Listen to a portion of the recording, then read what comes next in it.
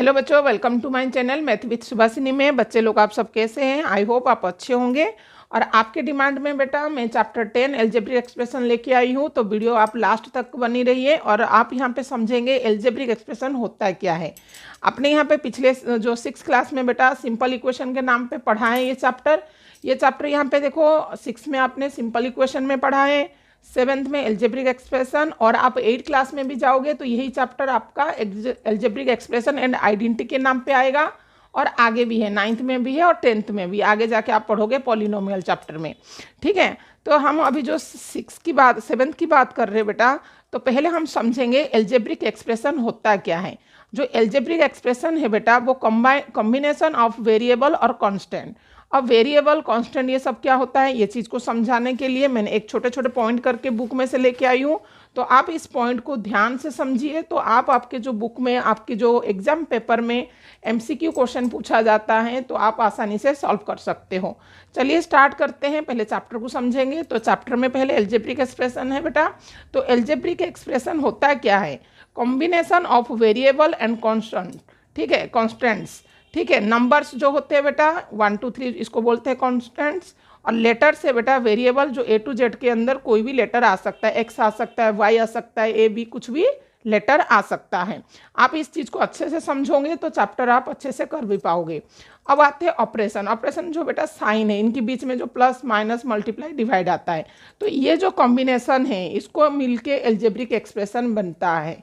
ठीक है, तो अब आते हैं टर्म क्या होता है, टर्म समझेंगे। टर्म क्या है? टर्म होती है बेटा each part separate by plus और माइनस, जो इसको बोलते हैं टर्म। जैसे ये 5x है, ये एक टर्म है बेटा, और ये देखो प्लस के बीच है तो ये एक टर्म है और ये भी टर्म है। ठीक है, ये जो each part of separate by plus sign plus और माइनस माने एडिशन एंड सब्ट्रैक्शन, कुछ भी यहाँ पे साइन आ सकता है और अलग अलग पार्ट। ठीक है, अब आते हैं लाइक टर्म क्या होता है। लाइक टर्म अनलाइक टर्म, ये आपकी क्वेश्चन इंपॉर्टेंट है बेटा, आपकी क्वेश्चन पेपर में एमसीक्यू में पूछा जाता है कि आइडेंटिफाई करिए लाइक टर्म क्या होता है, अनलाइक टर्म क्या होता है। कुछ एग्जांपल दे देगा और आपको इसे आइडेंटिफाई करनी है। तो यहाँ पे देखिए जो लाइक टर्म होती है, same variable with same power.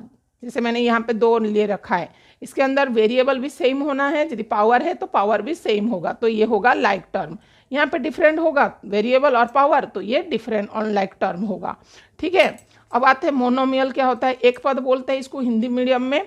ठीक है, जिसके एक टर्म होगा इसको मोनोमियल कहते हैं। जैसे an expression with only term, 1 term. ठीक है, बस 1 टर्म होगा, इसको बोलेंगे मोनोमियल। जैसे फॉर एग्जाम्पल -7xy, ये मैंने यहाँ पे प्लस है, ये तो मैंने ऐसे लिखा है। ठीक है, 7xy यहाँ पे कॉमा लगी है और यहाँ पे देखो -5m, तो ये एक टर्म है, ये एक टर्म अलग अलग है। ठीक है, इसके अंदर कोई प्लस माइनस नहीं है बेटा, ये माइनस जो लगी है ये इसका पूरा है 5m का। ठीक है, अब यहाँ पे देखो इसको बोलते हैं 2 पद माने बाइनोमियल। ठीक है, इसके 2 टर्म होगा। ठीक है, जो 2 अनलाइक टर्म है। ठीक है, इसको बोलेंगे, तो ये देखो प्लस माइनस की साइन में है, ये 2 टर्म है, ये बीच में है ना प्लस है और इसमें माइनस है, और यहाँ पे भी प्लस है और यहाँ पे माइनस है, तो ये हो गया बाइनोमियल। अब आते हैं ट्रिनोमियल। ट्राइनोमियल क्या होता है बेटा? जिसके 3 टर्म होंगे और ठीक है, तो यहाँ पे देखो एग्जाम्पल मैंने ले रखी हूँ, आप अच्छे से इनको समझना है तब जाके आप एक्सरसाइज कर सकते हो बच्चों। और आगे भी आपका ये चैप्टर है, तो इसीलिए आप ध्यान से अभी से समझिए 7th क्लास से। ठीक है, अब ट्रिनोमियल होती है बेटा जिसके 3 टर्म होते हैं। तो फॉर एग्जाम्पल मैंने यहाँ पे लिख दी है पॉलिनोमियल, यहाँ पे इसको हिंदी में बोलते हैं बहुपद। ठीक है, जिसके अंदर 3 से ज़्यादा 1 और मोर टर्म, इससे 3 से ज़्यादा टर्म हो, इसको बोलेंगे पॉलिनोमियल। ठीक है, इसमें यहाँ मैं एग्जाम्पल लिखे हूँ। ठीक है, हिंदी में इसको बहुपद बोलते हैं। अब आते हैं कोफिशेंट। ठीक है, कोफिशेंट क्या होता है? The number of multiple with the variable. जैसे यहाँ पे है बेटा मैंने ले रखा है 5x, तो x की कोफिशेंट क्या है? इसके आगे वाले जो नंबर है कोफिशेंट इज 5 है, x की कोफिशेंट क्या है? 5 है। अब यहाँ पे एक एग्जांपल और भी मैंने ले रखी हूँ y की कोफिशेंट क्या होगा? -3। यहाँ पे साइन पहले माइनस का है तो -3 होगा। अब यहाँ पे जो कोफिशेंट है बेटा आपको x² भी पूछ सकता है, 4th भी पूछ सकता है, पावर में भी पूछ सकता है। जिसकी माने वेरिएबल माने कोफिशिएंट पूछा है, इसकी पहले नंबर देखा जाएगा। ठीक है, तो ध्यान से देखिए कोफिशिएंट क्या होता है और कैसे हमको फाइंड करना होता है इनकी कोफिशिएंट। ठीक है, यहाँ पे x की कोफिशिएंट पूछा था तो ये x की आगे 5 है तो 5 हो जाएगा। यहाँ पे y की पूछा गया था तो -3 होगा, y के आगे -3 है। अब मैं एक्सरसाइज 10.1 करवा रही हूँ बेटा। ठीक है, चलिए पहले क्वेश्चन में 10.1 में फर्स्ट वाले क्वेश्चन में क्या पूछा गया है वो पहले ध्यान से समझेंगे। ठीक है, यहाँ पे बोला है get the algebraic expression in the following case using the variable constant and arithmetic operation. आप इसको देखो दे रखा है और आपको इसको एल्जेब्रिक एक्सप्रेशन में लिखना है। ठीक है बेटा, अब देखो यहाँ पे पूछा है subtraction of z from y। अब यहाँ पे क्वेश्चन में देखो, आप अपनी बुक निकाल लीजिए। ठीक है, यहाँ पे क्वेश्चन क्या है पूछा है subtraction of z from y, तो यहाँ पे हो जाएगा y माइनस जेड। यहाँ पे क्या हो जाएगा, पहले वाले क्वेश्चन में होगा y माइनस जेड। ठीक है, सेकंड में क्या होगा, अब देखो 1/2 of sum of number x and y। यहाँ पे बोला है 1/2 का बेटा देखो ये 1/2 है, और अब द सम ऑफ नंबर ये किसका है, x एंड y का, तो ये दोनों यहाँ पे हो जाएगा x प्लस वाई, और ये क्या हो गया y माइनस जेड। ठीक है, अब ध्यान से देखो यहाँ पे लिख देंगे हाफ और x प्लस वाई। ठीक है, मैं बुक में भी फिल कर दी और यहाँ पे भी फिल करवा रही हूँ।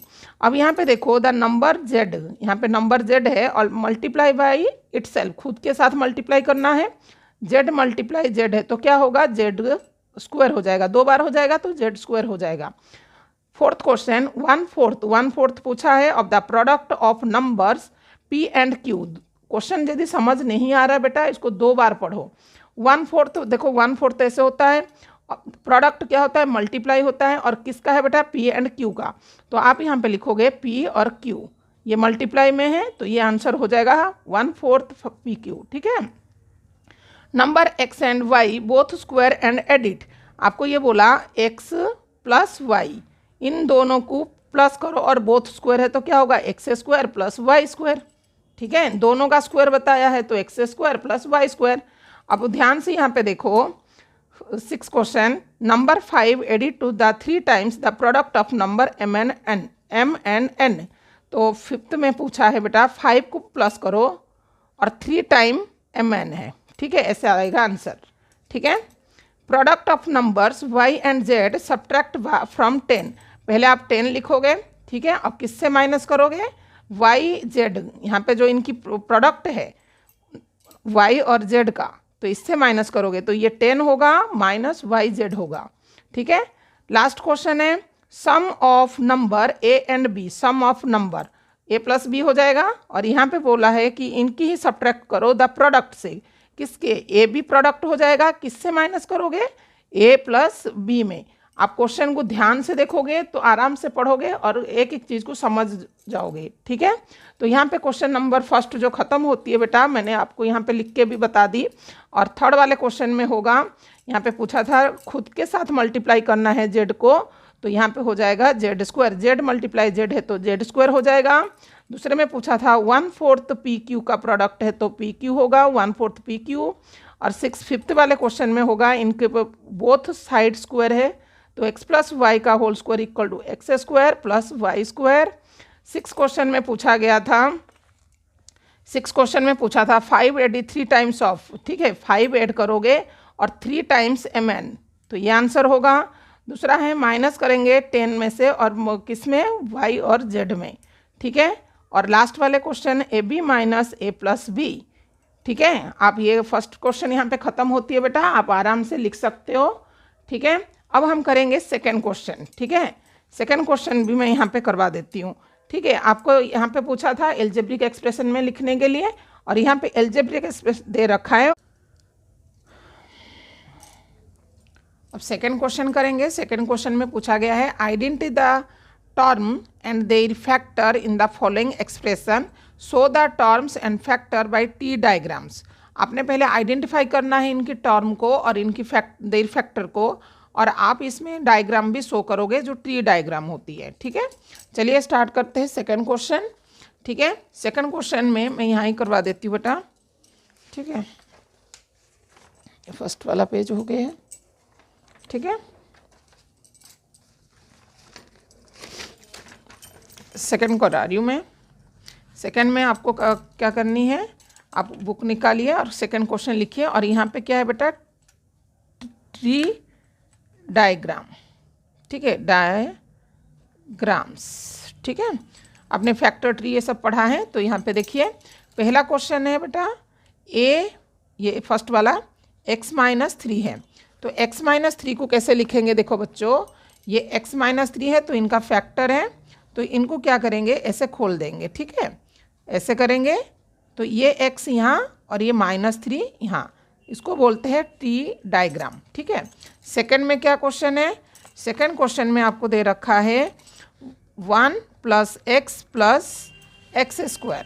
आप क्वेश्चन बुक में से देख लीजिए, ठीक है। ऐसे लिखना है, इसको पहले 1 और ये वाले x और इधर वाला x², ठीक है। ये x² है बेटा, तो इसको 2 बार लिखेंगे, x और x को x में मल्टीप्लाई करोगे तो x² होगा, ठीक है। अब c वाला पार्ट क्या है बेटा, c वाले में दे रखा है y - y² है, ठीक है। इसका पावर 3 है, तो इससे बनाओ, ठीक है।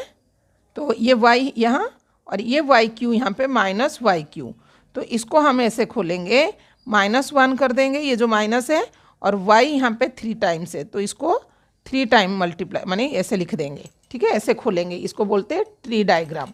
अब डी वाला पार्ट देखो बच्चों, डी वाले पार्ट में पूछा दे रखा है 5xy² + 7x²y, ठीक है। तो इसको देखो क्या करोगे, ऐसे कर लिया आपने, ये वाले पार्ट को यहाँ रखोगे 5xy², ये वाले पार्ट 7x²y, ठीक है। तो यहाँ पे देखो जो 5 है बेटा, यहाँ पे 5 होगा और यहाँ पे x, और जो y है बेटा वो 2 टाइम्स है, तो यहाँ पे जो y² पहले से खोल देंगे, तो ये जो y² है y × y, ठीक है। सेम यहाँ पे देखो क्या करेंगे, यहाँ पे 7 है, x² है और y है, जो ये x² है बेटा यहाँ पे डबल है, ठीक है। ऐसे खोलना होता है। ई वाला पार्ट यहाँ पे देखो, मैं ई वाला पार्ट करवा रही हूँ, यहाँ पे -ab + 2b² - 3a²। आप अपनी बुक निकाल लीजिए, ठीक है। अब यहाँ पे करना है, पहले इनकी पार्ट अलग कर देंगे फैक्टर की तरह, -ab, ये वाला +2b, ये वाला 2b² और ये -3a², ठीक है। इनको अलग अलग कर दिया। अब यहाँ पे देखो ये क्या है, -1 होगा और × a × b होगा, ठीक है। और यहाँ पे देखो 2 है और b कितने बार है बेटा, b 2 बार है, ठीक है, ये वाला, ठीक है।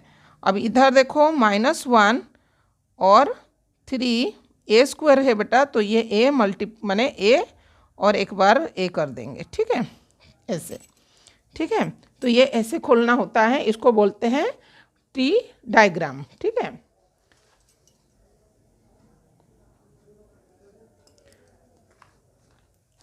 थर्ड वाले क्वेश्चन है identify terms and factor in the expression given below. आप इनके माने टर्म एंड फैक्टर जो है आइडेंटिफाई करनी है। यहाँ पे जैसे -4x + 5 है, तो यहाँ पे देखो बच्चों, अगले वीडियो में हम करते हैं, नहीं तो वीडियो लेंथ हो जाएगी, ठीक है।